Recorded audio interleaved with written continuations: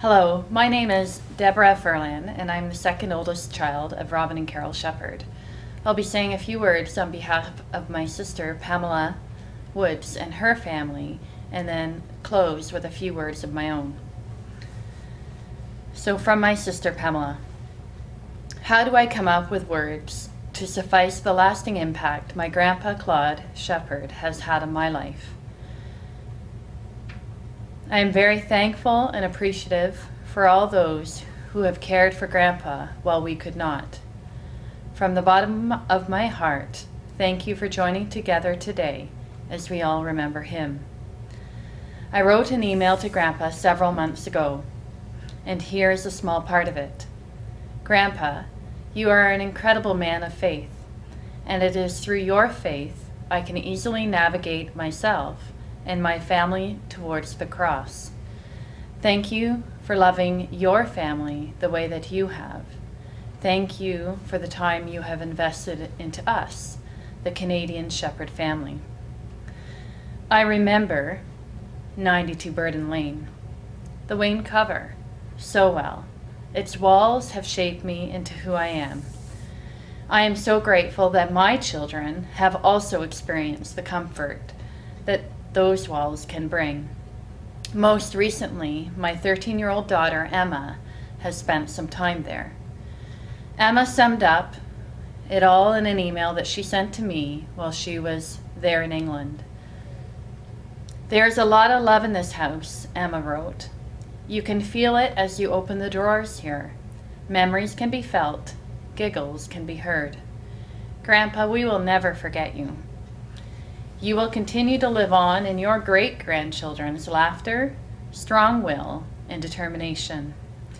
Thank you for praying for our family, and thank you for leading us by your example. Love always, Pamela, Ellen, Emma, and Hannah. I will now say a few words from my family. I want to start by thanking you all, many of the relations sitting in the room today.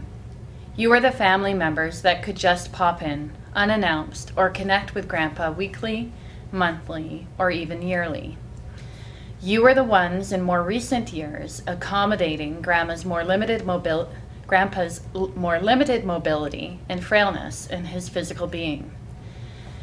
In many ways, Grandpa was much more integrated into your daily lives and families, more than ours. So for your kind words and regular visits, and for including him in all of your activities and events, we thank you. I miss you all. I will miss Grandpa forever. I will miss Burden Lane. I will miss the majestic white house on the corner. I will miss the wing cover. To Aunt Jenny, Aunt Rosemary, and to my dad, Robin, Grandpa loved you. He was your dad. And I am so sorry for your loss today and going forward.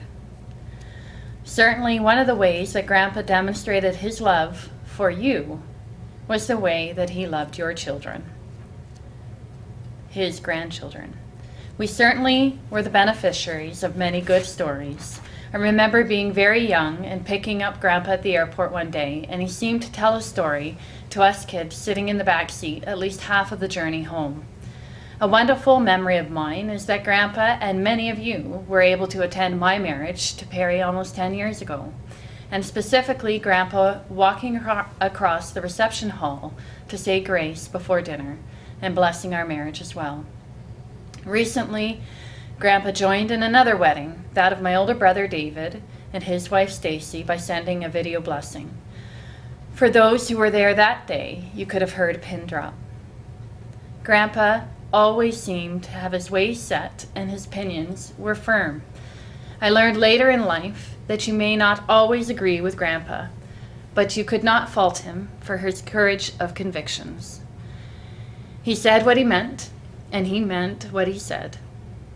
Grandpa was driven, and oftentimes, even when we visited, he could be found in his office getting some important business matters attended to. It is people like Grandpa that I choose to learn from, by taking the best in him and applying those skills and abilities in my own life. I can be a better mother, and I can be a better me. So once again, to all those in the room today, our hearts are with you as we all take the time to remember a man who lived his life well. Love to you all, Perry, Deborah, Alicia, Andrew, and Antonio.